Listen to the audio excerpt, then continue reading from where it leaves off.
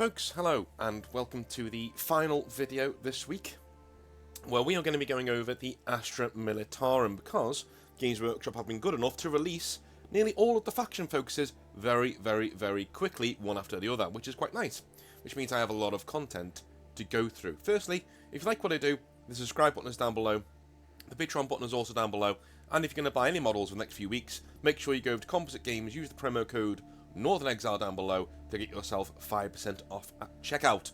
So, moving swiftly onwards, the Astra Militarum are actually, thankfully, the class I'm playing in Darktide right now, if you can see on the screen. They're actually one of my favourite factions in Warhammer 40k, mainly because I think there are certain factions in the setting that are quintessential 40k, as in that they just get what the setting is all about. I honestly think the Imperial Guard, I'm gonna call them the Imperial Guard now, because Astra Militarum is much more difficult to say, and it is a copyright thing that Games Workshop have gone through. Imperial Guard works just fine, thank you. I'm going to use the word Imperial Guard because that's what they are. Thank you, Clint Eastwood. So, the Imperial Guard literally are one of the embodiments of the theme of what 40k is. A grand, epic struggle of normal people against ungodly odds. Throwing bodies at a problem to solve it. Grit, determination, you know, an almost hopeless task. And the bravery of people in the Guard as well doesn't half go a long way to... It tells you more about the human spirit than a Space Marine slugging through a wall to kill 5 Gene Stealers actually ever could. Yeah? Space Marines are cool, but Imperial Guardsmen are human. That's what I really like about them. Let's go over this, shall we? Do they do the Imperial Guard justice? Let's have a little read. Alright, so faction focus, Astra Militarum. Love the artwork, by the way. Really cool artwork. I like the fact that they are... You know, people were saying, can we have female Space Marines? And they said, no, pretty much, because it doesn't really work that way. You can have female Guardsmen, though, and we do, which is nice. As we see one here, I think. Anyway, moving on. So, the Imperium is mind-bogglingly vast. Mind-bogglingly vast. Thanks, Games Workshop, for naming it that way. That's mind-bogglingly vast. Okay. Under constant attack from unknowable terrors within and without. And it is only by the daily sacrifice of innumerable Imperial Guardsmen that the darkness is held back. The Imperial Guard is the only organisation enormous enough to... Whoa, did they just use the Imperial Guard? Do they use these things interchangeably? So Astra Militarum sometimes, then Imperial Guard? Hang on. I've seen this line in the Codex years ago. The Imperial Guard is the only organisation enormous enough to protect humanity's realm from one galactic edge to the other, built upon the blood and grit of men and women who hold the line against aliens, mutants, and heretics. That's been in a Codex before. I think that's been copy pasted across, because they're using the term Imperial Guard there. Anyway. With a new Tyranid invasion bursting out of an unexpected quarter, the Imperial Guard are harder pressed than ever, but they do have a bulwark of some tasty new rules, which is what we're here for. Again, the model range of Imperial Guard really is cool. And I'm so glad that they've updated the models. Now, I'm the kind of person who says, look, if you're going to update the size of the Space Marines, don't then update the size of the Imperial Guard to be just as big. That doesn't make any sense. Yeah? I like the new models. The new models look really cool. They're better to paint. But, yeah, it's a bit much. Do you know what I mean? Like we're now getting to the stage where we have massive Imperial Guardsmen. Imperial Guard should have stayed the same size, but been a lot more detailed. That would have been nice. You know, been a lot more fidelity in their models. This also looks like they've literally just stuck every single Imperial Guardsman unit that they've got on a screen at once. Can you see the guy in the top left there? He just how has he got there? How has he ridden around the wall? There's no room for him to do so. You know what I mean? Anyway. Whatever. I love them. I love the models. Moving on. One ordinary mortal can't hope to stand against the galaxy's worst nightmares alone, and the commanders of the Imperial Guard know this too well. Synergy is the name of their game, so bellowing officers demand the best from their troops whilst artillery thunders and tanks bury the foe in high explosive mayhem. The across-the-board boost in vehicle toughness is a gift from the Emperor himself. The Lemon Russ and Baneblade are both armoured up. Backed up by double-sized units of guardsmen, they represent an impenetrable wall of steel that foes will have to have the firepower to break through. Okay, it says here foes will have the firepower to break through, but that's a controversial part of the current edition, isn't it? We've already talked about that and how that might not be the case going forwards totally. But, you know, moving on. Faction rules. Here we go. Meat and potatoes. Faction rules.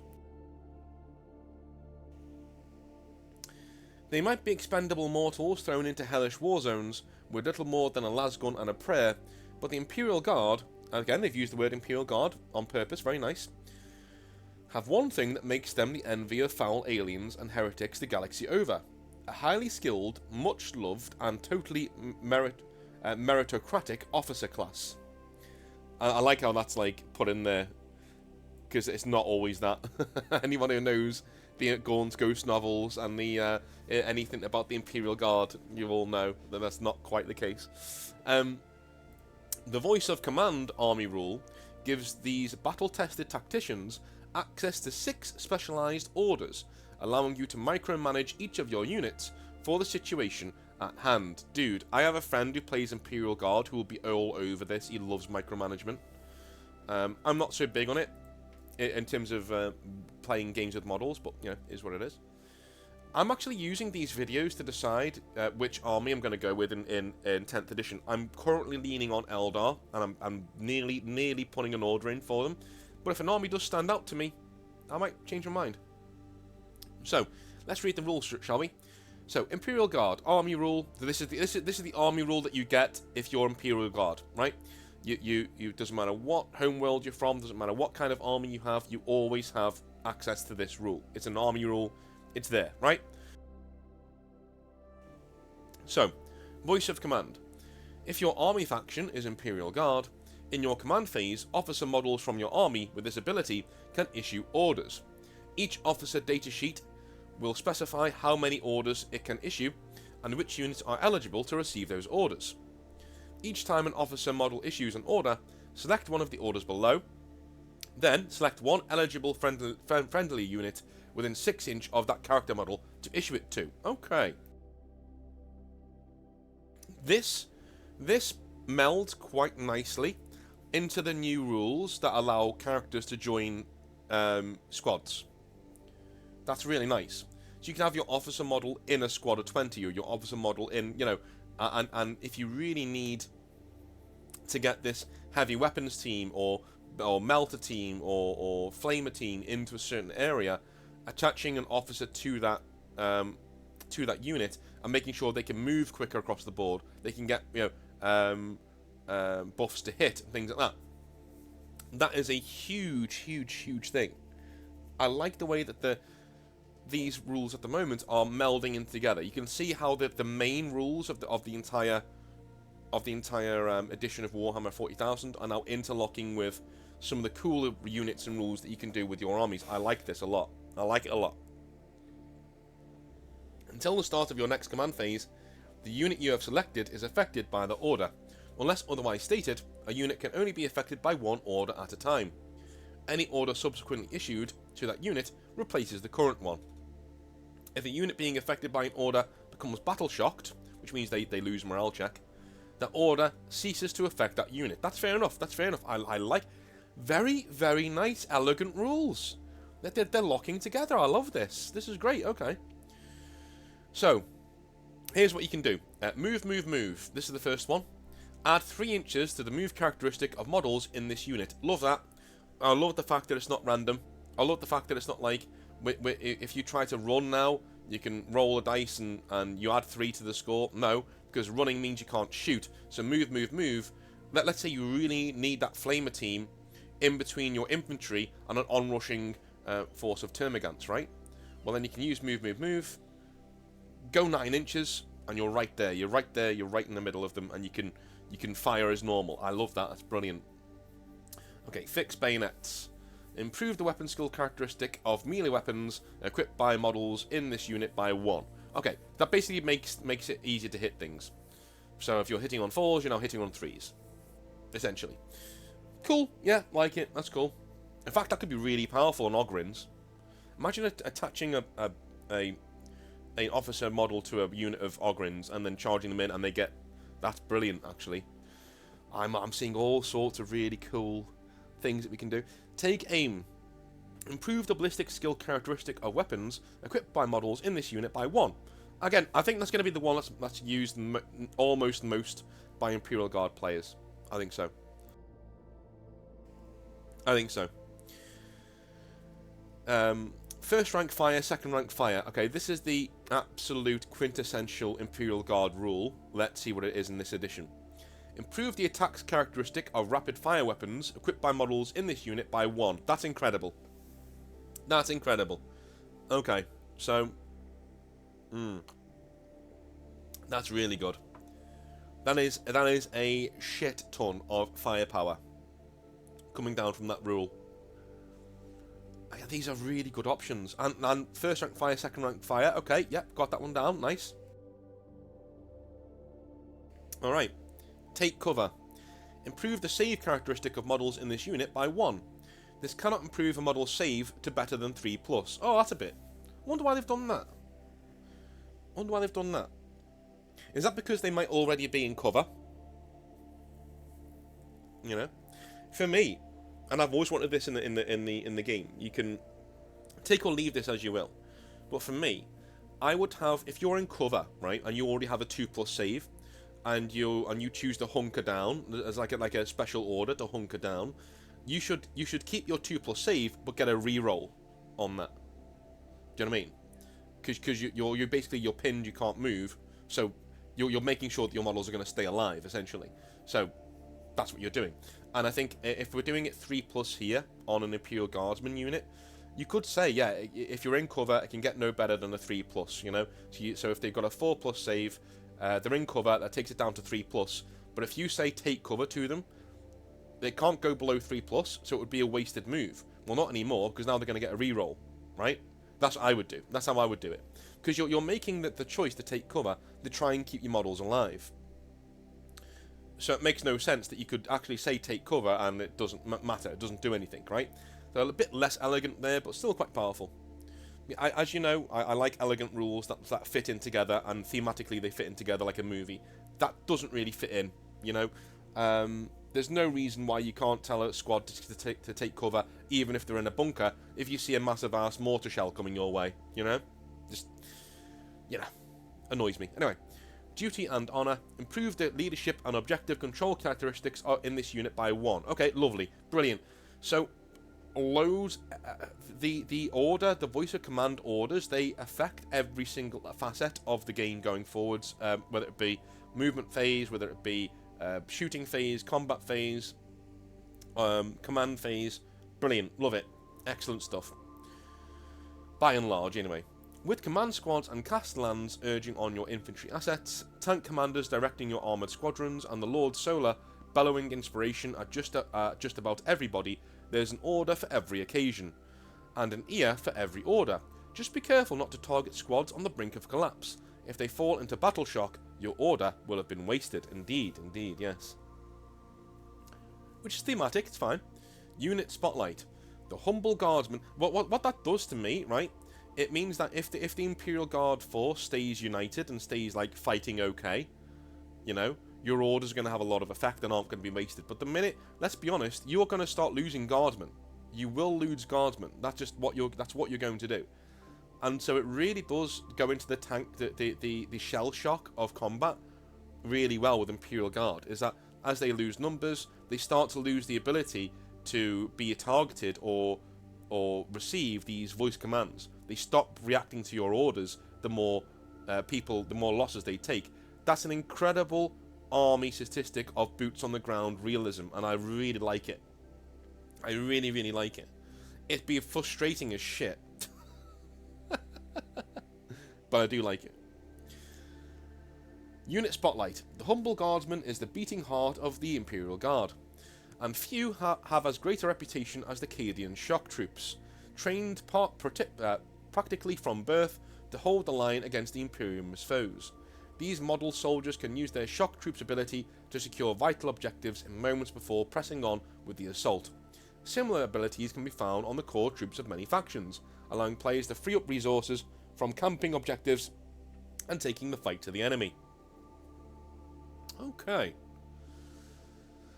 So they have war gear options. For every 10 models in this unit, up to 2 shock troopers can replace their las gun with one of the following: a flamer, grenade launcher, melter gun, or plasma gun. Melter would be really good, and flamers are good as well. They're all good, actually. There's not one that isn't. Okay. So, ability, shock troops. At the end of your command phase, if this unit is within range of an objective marker you control, that objective marker remains under your control even if you have no models within range of it, until your opponent controls it at the start or end of any turn. That's a game winner. That is a game winner. That is a tournament player's wet dream. That is a tournament player's wet dream right there. Because people are going to forget about that. People are going to forget about that rule. That's going to win so many tournaments. Or at least tournament games. That's going to win so many tournament games.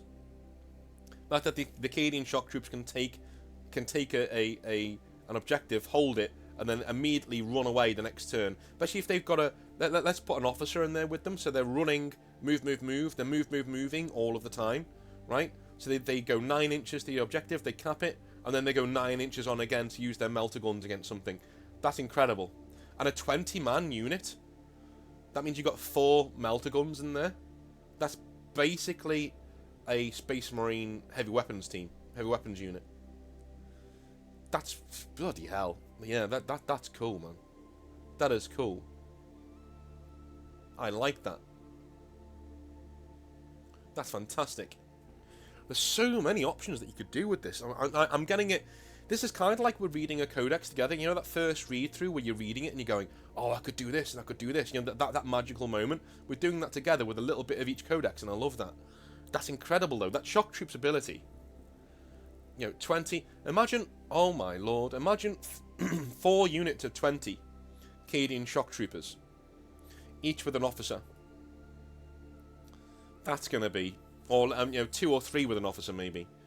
And they're just moving all of the time. That would be a nightmare to try and chew through and hold down. Backed up by tanks as well. Oh my days. Oh my day. But this is the reason why. This is the reason why the restrictive force organization thing. This is why I don't get it. This is why I don't understand it. Why? I don't know. I don't know. Unless these are core troops. I think they are core troops, aren't they? Infantry. Yeah, they are battle line. Okay, so you could do it. You could have 4 units of 20 Cadian shock troopers. That's cool. That's awesome. That's brilliant. I'm so tempted. I'm so tempted to go with the Imperial Guard. But I'm going to say this for every codex, I think. I think going forwards with these rules. Bear in mind, they are showing us the best ones, you know. And then Voxcaster. Each time you target the bearer's unit with a stratagem, roll 1d6, adding 1 to the result. If there are 1 or more friendly officer models within 6 inch, on a 5+, you gain 1 CP. That's really cool as well. That's really cool. You're going to forget that one, though. You're going to remember this one and forget that one. I bet. Keen-eyed commanders will notice that the Cadian shock troops can now form squads of 10 or 20 models. Well, not keen-eyed, you told us before. And they're not alone. Cadian jungle fighters, Death Corps of Krieg, and classic infantry squads can double up their numbers, meaning each of your orders can affect up to twice as many troops as before. That's cool, but also means you're selling more models. You clever buggers. Yeah, so you're spending more money for more options, but you're still getting more options, I guess. That's cool, though. Death Corps of Krieg, oh my god, Imperial Guard looking cool this edition. On the opposite end of the scale is the legendary Baneblade, a titanic war machine that revels in its upgraded durability. This massive tank can share some of its improved resilience with its smaller comrades courtesy of the Rolling Fortress ability, which it turns into a mobile piece of cover.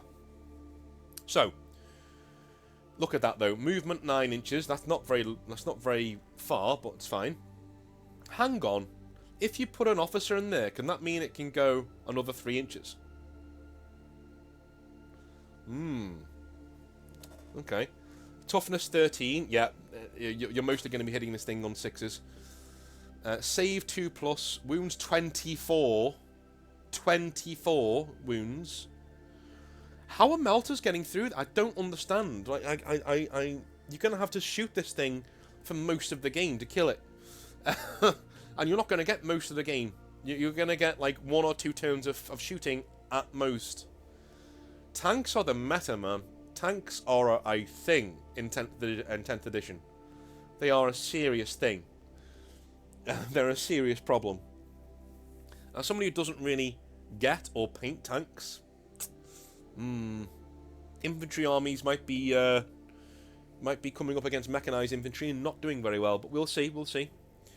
Toughness 13, that means that anything but your hardest weapons aren't really denting this thing. Save 2+, again, like, anything but your hardest weapons aren't going to be taking wounds off of it. Incredible. Incredible. I guess that you could still ping it to death.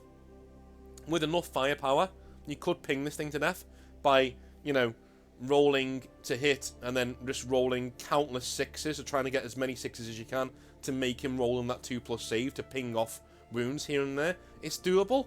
It's doable. The thing is, like, with the Baneblade, you're going to have to concentrate nearly all of your firepower on this thing to kill it. Which I kind of think is thematic. It's in the lore, don't get me wrong. But I'm just thinking, and you know me, I love it when the lore and the rules intersect, that's great. But also, like, there's a bit of me that's thinking, yeah, that's going to be pretty tough, you know, to get through. Makes you want to buy one. But that's the whole point, it's making you want to buy one. Moving on. Rolling Fortress. Each time a ranged attack is allocated to an Imperial Guard model from your army, if that model is not fully visible to every model in the attacking unit because of the Baneblade model, the model has a benefit of cover against an attack. Right, so you can use it as moving cover, essentially. Right, so you can move it up the field and put your entire force behind it as it's going up. I kind of like that. It's silly, but it's a very Imperial Guard thing to do. Is to put one of these tanks right up front and all your men behind it, like bunkering down, looking upwards. I like it. Okay. Damaged, 1 to 8 wounds remaining. Are we going to see something cool here to give people who are shooting at it a bone? While this model has 1 to 8 wounds remaining, subtract 4 from its objective control characteristic, and each time this model makes an attack, subtract 1 from the hit roll. Okay, alright. So it's hitting on 5s. Right, so if you get it down to 1 to 8 wounds, it's hitting on 5s now. Okay, so there is a degrading track count sort of a thing, but it's more simplified. I like it. I like it. Okay, that brings the balance more in line. That does bring the balance more in line. I mean, it can still move just as much as it always did, you know. So if you give it move, it's still trundling on away from your firepower, if you're giving it firepower. But yeah, at least there's a bone thrown there to people who are desperately trying to take this thing down. Very, very, very strong, though. The points aren't on here, which is a bit worrying. I would like to see the points on these models, please, Games Workshop.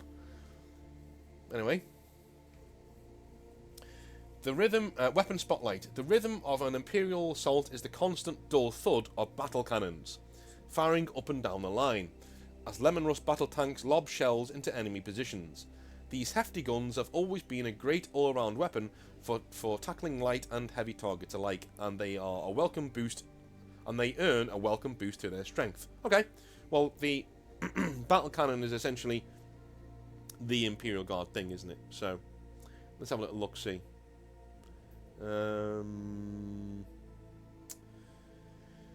Attacks D6 plus 3.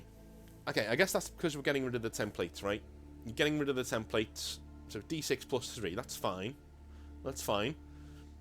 Ballistic skill 4 plus, okay, strength 10. My god, strength 10. So you're wounding nearly everything on 2s, and you're instant deathing things as well. So if you're... Oh, no. That's instant deathing Space Marines, isn't it? Yeah. This is a terrifying weapon. If you're D6 plus 3 attacks. Just a sec. That's incredible. So you could get 9 shots. What? 9 shots at 4+. So you could fire at, say, a Terminator unit. You're deleting Terminators. That's strength 10. That's instant death, right? It's double your toughness. If you get hit with something double your toughness, unless they take that away in this edition, you're instant deathing Terminators. You're just deleting them. So unit of 10 Terminators, 1 battle cannon can decimate an entire unit in 1 round of shooting. Again, I honestly think we're seeing the meta swing towards vehicles. I think they've heard your rumblings that, you know, they're basically tissue paper in the current meta of 9th edition and 8th edition to a lesser extent, and they're now swinging completely the opposite direction. Not only are these things hard to kill, but they hit like a fucking truck. Damage 3 as well. So even if your Terminators have more than 3 wounds, which they don't, they're still going to be on their last legs after a single round of shooting from one of these things. And I bet you this Lemon Russ is really hard to kill as well. This is... I'll tell you what, I need to read the rest of these codex, these rules for different units going forwards, because if the meta of things don't stack up, do you know what I mean? Then again, at least these can kill all the tanks as well. But I don't think they're going to be used to kill tanks. I think they're going to be used to kill heroes, and they're going to be used to kill, you know, masses of infantry, especially if you're playing Space Marines. Yet even this cannon looks like little more than a pea shooter next to the true king of battlefield firepower, the Volcano Cannon. The Shadow Sword Super Heavy tank is essentially a delivery system for this behemoth, and its raw power is exactly what you'd need in a dedicated Titan killer. So yeah, this is a Titan killer, so you'd expect this to be, you know, big. So, D3 plus 1 attacks, so, you know, you can get 4 attacks. Range 96, so regardless it's hitting, that's irrelevant, it's hitting anything on the battlefield. Ballistic skill 4+, strength 24, yes, 24. So if that thing hits a Dreadnought, or no, if that thing hits a Dread Knight, it's dead. Jesus Christ. AP -5 and damage 12. What is going on with this new edition? What is going on with this new edition? I'm starting to feel like Ian Malcolm, like, you know, you spent all the time transfixed on whether or not you could. You didn't stop to think if you should. And this is exactly what we're seeing. Like, those 12 damage. -5 AP, strength 24. What is going on? Oh my days. I mean, you're paying the points for it, I guess. It's a Shadow Sword. I mean, you're paying the points for it. It's big. It's a big, beefy monster. But, oh my god. Oh my god. Somebody's compensating for something in the studio team. I mean, yeah, that is a Titan killer, alright. That is a Titan killer. Like an Imperial Knight. Oh my days. Yeah, tanks are, from what I've seen so far, tanks are certainly the meta. And it's certainly coming into the meta quite big, in quite a big way. I'm more worried about this, the battle cannon, than I am about this. This is a lot more circumstantial. You're going to be paying a lot of points for a volcano cannon on a Shadow Sword. That's going to be really expensive. You won't see more than 1 in an army, okay? The battle cannon, though, the Lemon Russ is basically the meat and potatoes of an Imperial Guard force. The classic Imperial Guard force. This worries me. You know, D6 plus 3 attacks, beat ballistic skill 4, so 4+ to hit, strength 10, -1 AP, and 3 damage each. That is an entire unit of Terminators gone. Just gone. Just deleted. Right? Now imagine 4 of these in an army. That's normal. That's normal for an Imperial Guard player. Imagine 4 Lemon Russ battle tanks in an army with battle cannons. Yeah. Yeah, if you're an Imperial Guard player, you should be squealing with joy at this point. Stratagem Spotlight. As numerous as your massed conscripts are, there often comes a time when the noble sacrifices pile a little too high, and more able bodies are needed for the Emperor's service. Fortunately, commanders of a combined regiment detachment can roll upon fresh reinforcements when things get a little dicey. Okay. So, when any phase or any time, use 2 CP, target 1 regiment unit from your army that was just destroyed. You can use this stratagem on this unit even though it was just destroyed. Okay. Let's just have a little look at the... Does everybody have that rule? Do you have regiment? You do. So your Acadian shock troops, your normal troops do have the regiment rule. Okay. Effect. Add a new unit to your army identical to your destroyed unit in strategic reserves. Add its starting strength, and with all of its wounds remaining. What? Restrictions. This stratagem cannot be used to return destroyed character units attached to the units. Okay. That's incredible. What?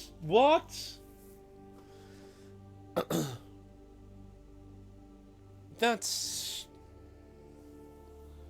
really, really powerful. 2 command points as well. Oh my god. What sorts of units have the regiment keyword, do you ask? Your core infantry squads, of course, but also the big guns of heavy weapon squads and field ordnance batteries, elites like the Tempestus Scions, and even fast-moving Rough Riders and Sentinel teams. Your reserves are truly as limitless as your devotion. Okay, okay. Could you use more than one stratagem, though, to make them advance from a flank? That would be incredible. So if you use all of your cavalry at one stage, all of your Rough Riders, and they're all dead, and you can say, okay, 2 command points, they're coming back, and I'm also going to use this stratagem to make them come in from reserve on a flank, you know, nearest the enemy unit, and they're going to come in and charge straight at your exposed back lines. That would be amazing. I'm not sure whether you could do that. You probably can't use two stratagems at once, unless they're one of those things. But anyway, this is powerful. This is powerful. But very circumstantial, though. Especially if they're coming on from your edge and they can't deep strike. You know? If they're coming in from your table edge, yeah, powerful, but it means that they're coming up from the rear. I like that. But Tempestus Scions, I'm pretty sure you can equip them with, like, things that allow them to deep strike. So, if they could have deep strike... So you could deep strike a unit in, they die, then you go, okay, 2 command points, I deep strike them in again. And they just come back and immediately start shooting again. Do you know what I mean? Do you know what I'm saying? So you could have like a weapons team or something like that drop in as a tank killer or a character killer. Boom, they've deep struck in. The enemy immediately kills them, or just about kills them off the battlefield. You say, okay, 2 command points, they're back again, right where they were. And another one comes in, and then they kill that character. That's going to feel really, really, really cheap. That's going to feel really cheap. In fact, I think the tournament thing will be to leave 1 or 2 people alive from each squad, so you can't do this. That might be the tournament meta to facing guardsmen. Is that, you know, you go after them, but you only kill them down to 1 or 2 guys, or like make sure that, you know, yeah, they're down to 1 or 2 guys, then you leave them alone, so they can fall back, but they're not going to be able to get reinforcements. Anyway, the word from the studio. Okay, this is all Black Library stuff. Okay, so this is what they say though. The enhancements you can give to characters play into this further. Whether you use the drill commander to lend your stationary units critical hits on rolls of 5 or 6 instead of 6, or the death mask of Alanius, which sees the objective control characteristic of the bearer's unit drop only to 1 whilst battle shocked rather than 0. With a flexible crop of stratagems on top of this, a combined regiment detachment promises to be a well-rounded fighting machine capable of anything High Command might ask of it. So far the Imperial Guards guys are strong as shit. This is a strong army. Again, they're showing us the best of the best in the previews, and of course we don't have any points values yet, so we don't know how much you're going to have to pay for all this lovely goodness. But still, this is strong. This is an army with some really, really cool toys. If you are an Astra Militarum player and you are a mechanized infantry player, you should be absolutely running around the streets crying in joy, because this is going to be your your edition, or at least the start of this is going to be your edition. I think we're going to see a lot of big tank armies. We're going to see a lot of battle cannons coming in now, especially if instant death is still a thing in this edition. Oh my days! I'm already dreading playing that friend of mine who plays a lot of mech infantry guard. That's going to be an absolute war. I'm used to. I normally, when I play him, he's a really good sport, and somehow I win a lot with him. I don't know how. It's just luck. Most of the time, it's luck. Like the rolls just go my way at the right times. But I can imagine the next edition that we play together is going to be a lot closer, and he's going to beat me more times than I beat him, because this is some cool shit. But you know, guardsmen. Do you know what? Fine. I like guardsmen. There's going to be ways to counter this, and we may see some ways to counter this in our next army deep dives that we're going to go into. I'm not sure what we're going to do next. We may do the Eldar next. I'm going to have a little look later on and see what I'm going to do. But anyway, love you a long time. Congratulations, Guard players. You are in the meta. You are so in the meta. It's untrue. Well done to you. Enjoy your new models. Enjoy your new edition. I will be back next week with some Hobby Nightmares on Monday, and then maybe on Tuesday we will look into another army spotlight. So, love you a long time. See you then. Have a wonderful weekend. I will be doing a Q&A this weekend, by the way. It will be up on the channel, probably Saturday or Sunday. Love you all. Speak to you later. Have a good one. Bye.